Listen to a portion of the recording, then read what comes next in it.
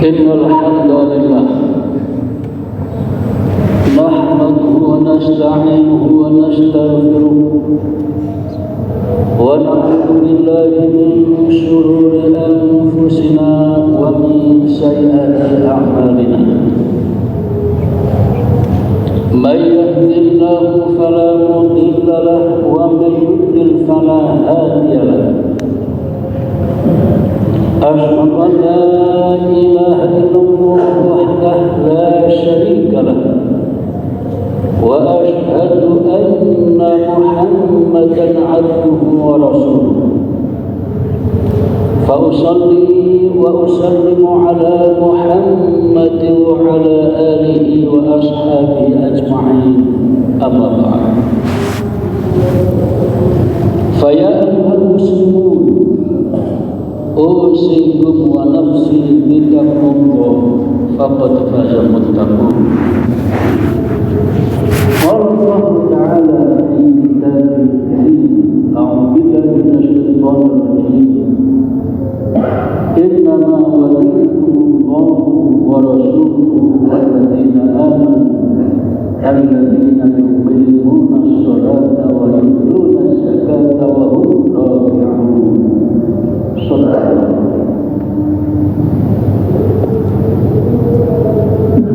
Para jamaah hamba Allah yang mulia, tahun depan tepatnya pada tanggal 14 Februari 2024 bangsa Indonesia punya gawe besar, yaitu pemilu. Dan di antara kegiatan yang paling penting adalah pemilihan presiden, wakil presiden untuk periode 2024-2029. Para jamaah, kita umumnya menyaksikan, sudah mengetahui bahwa ada 3 pasang calon yang sudah resmi terdaftar. Para jemaah, memilih pemimpin termasuk sesuatu yang sangat-sangat penting.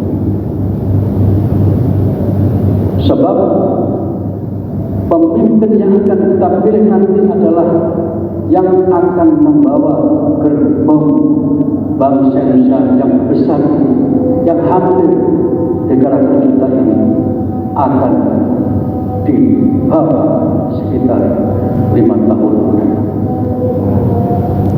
Karena itu kita harus bersungguh-sungguh mencermati siapa di antara calon ada itu yang lebih layak memimpin negeri. Para jamaah, menjadi pemimpin itu tidak mudah, sungguh berat. Harus orang-orang yang kuat dan berpengetahuan luas. Suatu saat para jamaah, seorang sahabat Nabi bernama Abu Dzar Al-Ghifari datang kepada Nabi minta diberi jabatan. Ya Rasulullah, alam astagfirullah, bukti panjenengan ya Rasul memberikan aku jabatan. Para jamaah, apa respon Nabi? Nabi dengan kasih sayang dan menepuk pundak Abu Dzar. Ya Abu Dzar, innaka dhaiif. Wahai Abu Dzar, panjenengan itu orangnya lemah. Maksudnya tidak perlu menjadi pemimpin, karena pemimpin itu orang kuat. Lebih lanjut Nabi katakan, wa innaha amanah, jabatan itu amanah. Wa innaha yaumal qiyamati hizbun wa nadamah, dan jabatan yang namanya amanah itu besok pada hari kiamat hanya akan mendatangkan kehinaan dan penyesalan bagi yang bersangkutan. Kecuali kata Nabi, orang yang ketika mendapatkan amanah itu dengan cara yang benar dan ketika sudah mendapatkan jabatan itu dilaksanakan dengan penuh tanggung jawab. Itu bagus. Para jemaah, atas dasar hadis ini menunjukkan betapa beratnya menjadi pemimpin itu. Pemimpin, apalagi pemimpin bangsa yang besar seperti Indonesia ini, haruslah orang yang kuat, orang yang luar biasa. Dalam Al-Quran Surat Al-Ma'idah ayat 55, Allah mengisyaratkan ada 4 kriteria pemimpin yang hebat. Allah berfirman, "Innama waliyukumullahu wa rasuluhu walladzina amanu alladzina yuqimuna sholata wa yu'tuna zakata wa hum raki'un." Dari ayat ini bisa diambil pelajaran, ada 4 kriteria pemimpin yang setia. Yang pertama adalah alladzina amanu, orang yang harus beriman. Orangnya harus beriman. Pada ayat ini menggunakan kata amanu, harus beriman, tidak sekedar beragama Islam. Apa bedanya? Kalau orang beragama Islam dengan mudah memperkenalkan diri bahwa ini aku orang Islam dengan menggunakan KTP agama Islam. Tetapi orang beriman ada tuntutan harus berusaha mengamalkan agama Islam dengan sebaik-baiknya. Makanya pemimpin yang hebat yang ideal adalah beriman.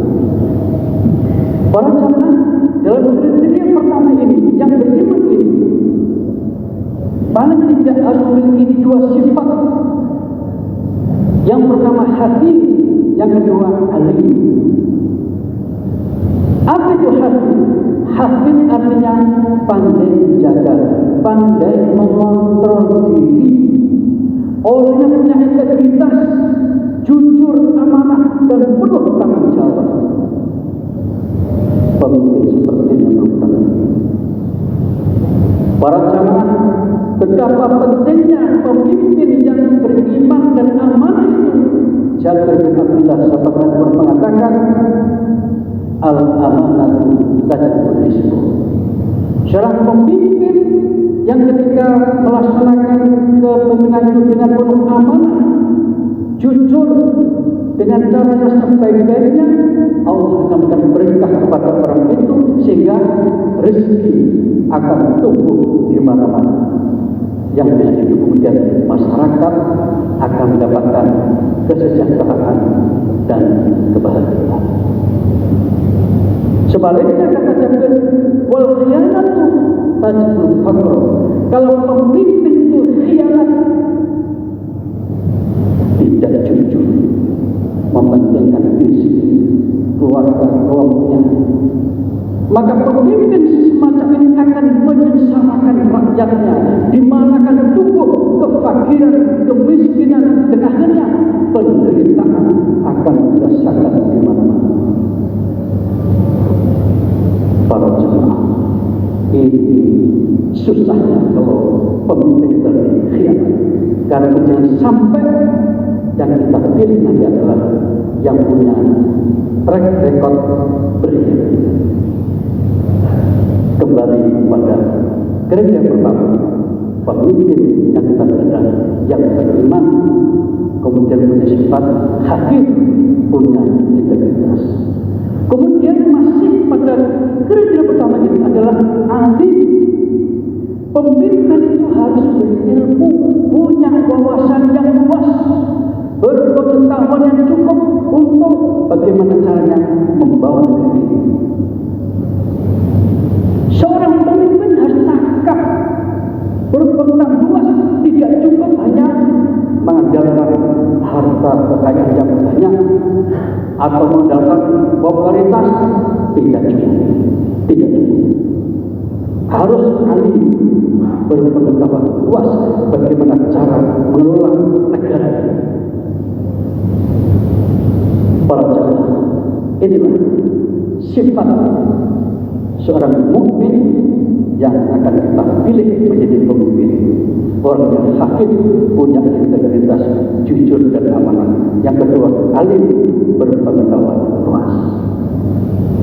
Kriteria kedua para jamaah, alladzina yuqimuna shalah. Orang yang kita pilih itu, pemimpin yang dia itu adalah orangnya rajin sholat. Apa hubungannya rajin sholat dengan kepemimpinan? Para jamaah, orang kalau rajin sholat, insya Allah orang akan disiplin dan bertanggung jawab. Rajin sholat. Selain itu para jamaah, orang yang rajin sholat berarti suka berpikir mendekatkan diri kepada Allah. Untuk apa mendekatkan diri kepada Allah? Karena Allah Maha Kuasa dan bisa segala-galanya. Itu Allah. Sehingga orang yang rajin sholat diharapkan suka mendekatkan diri kepada Allah, dan suatu saat ketika dalam kepemimpinan menghadapi tantangan yang besar, banyak problem besar menghadap kepadanya, maka dia segera minta tolong kepada Allah untuk mendapatkan bimbingan dan solusi. Allah menjanjikan dalam Al-Quran surat Al-Baqarah 152, Allah menegaskan, "Fadhkuruni azkurkum." Silahkan kalian ingat kepadaku, pasti aku akan ingat kepadamu. Dalam hadis qudsi, hadis sahih Bukhari Muslim, Allah menegaskan, "Wa ana ma'ahu idza dzakarani." Dan aku akan bersama orang itu apabila orang itu suka zikir kepadaku. Para jamaah, dari ayat dan hadis ini menunjukkan kalau seseorang suka berzikir kepada Allah, suka ingat kepada Allah, suka mendekatkan diri kepada Allah, maka Allah berjanji akan bersama orang itu, akan mengawal orang itu, akan membimbing orang itu bagaimana memimpin, bagaimana mengelola negara ini dengan baik. Itulah hebatnya kalau orang itu rajin sholat. Untuk itu para jamaah, kita bisa melihat calon-calon yang ada, siapa yang rajin sholat dan seterusnya. Yang ketiga para jamaah, kriteria ketiga adalah wayu'tuna zakat. Orang yang kita pilih hendaknya orang yang rajin dan sadar zakat. Para jamaah, kita sudah tahu zakat adalah syariat yang diberikan Allah untuk orang-orang yang punya harta yang cukup. Orang yang punya harta dalam jumlah yang cukup satu nisab, maka orang itu dikenakan wajib zakat, yaitu mengeluarkan sebagian harta kepemilikannya itu untuk disisihkan kemudian diberikan pada pihak-pihak yang berhak menerima, di antaranya fakir miskin, untuk kepentingan sosial, keagamaan dan sebagainya. Para jamaah, orang yang rajin sholat adalah selalu berpikir bagaimana agar hartanya bersih. Jangan sampai hartanya masih ada hak orang lain di situ. Jangan sampai ada. Sebab ketika ada hak orang lain di situ, haram dimakan. Orang yang sadar zakat para jamaah kepada hartanya saja dia ingin bersih, maka tidak mungkin pemimpin seperti ini akan korupsi, akan manipulasi. Tidak mungkin. Sebab dia akan selalu berpikir bagaimana agar hartanya bersih, dan dia tidak akan berpikir bagaimana caranya korupsi. Itu kalau orang sadar zakat, sesadar-sadar. Para jamaah, kita bisa lihat track record mereka ini. Siapa di antara mereka yang paling menyadari tentang pentingnya zakat dalam kehidupan. Dan yang terakhir yang keempat para jemaah, kriteria ideal yang bisa disyaratkan adalah wahum rohim, orang yang suka rukuk. Rukuk artinya tunduk. Tapi dalam hal ini para jemaah, Ibnu Taimiyah menjelaskan kata-kata rukuk itu bagian dari nama sholat jamaah. Ada hadis yang mengatakan apabila sholat jamaah telah digelar, kemudian dia terlambat, kemudian masih menjumpai jamaah yang imam tadi dalam keadaan rukuk, dia ikut rukuk, maka orang yang terlambat tadi boleh menghitung dapat 1 rakaat sempurna. Sehingga rukuk menjadi ukuran untuk jamaah dalam hitungan satu. Nah, dalam kaitan para jamaah, pemimpin itu adalah yang suka rukuk, yang suka sholat berjamaah. Apa hubungan antara kepemimpinan dengan sholat berjamaah? Para jamaah dengan sholat jamaah berarti dia akan sering bertemu dengan orang-orang. Pemimpin yang bagus adalah yang suka menemui rakyat yang dipimpinnya, masyarakat yang dipimpinnya. Bahkan tidak perlu datang ke masyarakat tertentu yang jauh, yang bermasalah, didatangi, ditanyakan ada apa masalahnya. Kemudian sang pemimpin cepat atau berusaha segera untuk mencarikan solusi. Itu. Jadi dekat dengan masyarakat dan mencoba selalu mendengarkan masukan-masukan dari masyarakat. Selain itu para jamaah dalam sholat berjamaah berlaku aturan kalau imam lupa, makmum boleh menegur atau mengingatkan supaya imam tidak lupa. Ini artinya seorang pemimpin harus sadar ketika sudah duduk menjadi pemimpin, sewaktu-waktu dianggap keliru oleh masyarakat, sudah dikritik oleh masyarakat, harus siap mendengar. Kalau pemimpin tidak siap dikritik, tidak usah jadi pemimpin. Kira-kira itu maksudnya. Para jamaah, kita bisa membayangkan betapa hebatnya Indonesia ini, betapa cepat majunya bangsa ini kalau pemimpin yang kita miliki adalah orang yang beriman, punya integritas tinggi, jujur, amanah, dan berpengetahuan luas. Rajin sholat, suka zikir kepada Allah, ketika ada masalah langsung takal kepada Allah untuk mendapatkan bimbingan dan solusi. Sadar zakat artinya menjaga betul jangan sampai hartanya kotor. Karena orang yang seperti ini tidak akan berpikir bagaimana cara korupsi, tapi dipikirkan adalah bagaimana mensejahterakan rakyatnya. Dan suka berjamaah artinya suka menemui masyarakatnya, sehingga sewaktu-waktu ada masyarakat yang punya masalah bisa segera melaporkan dan pemimpin segera tahu untuk mencarikan solusi. Para jemaah, inilah hal-hal penting yang disampaikan pada khutbah kali ini dengan harapan mudah-mudahan Allah Subhanahu wa taala memberikan kekuatan dan batin kepada kita semua, dan pada saat nanti Allah menurunkan pemimpin hebat untuk negeri kita ini.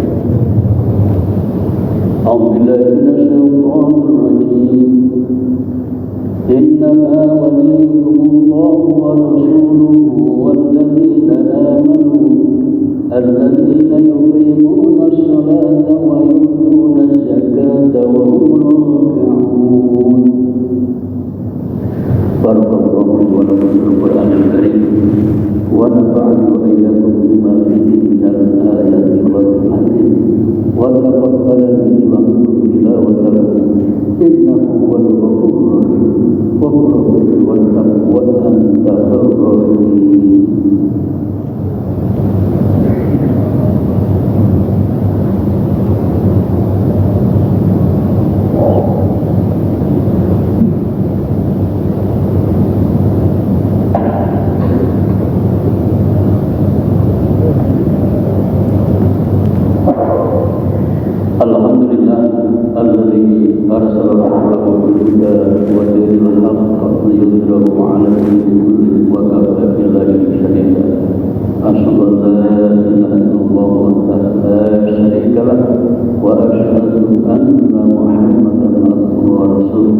Allahumma salli wa sallim wa barik ala Muhammad wa ala alihi wa ashabihi.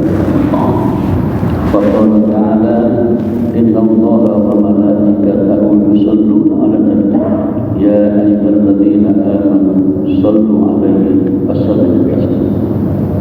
Para jamaah, mari kita berdoa. Mudah-mudahan kita semua jadi hamba Allah yang senantiasa diberi kesehatan lahir dan batin. Kita mohon kepada Allah semoga kita senantiasa kuat iman. Kita mohon kepada Allah semoga kita bisa istiqomah dalam melakukan kebaikan. Dan kita mohon kepada Allah semoga pada pemilu yang akan datang berjalan aman, lancar, dan berbarokah.